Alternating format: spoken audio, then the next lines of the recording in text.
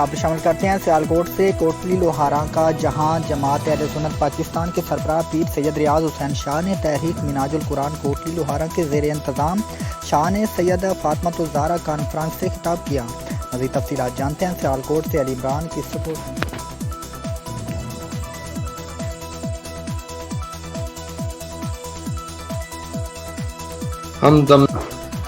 खिताब हमदमी अल्लामा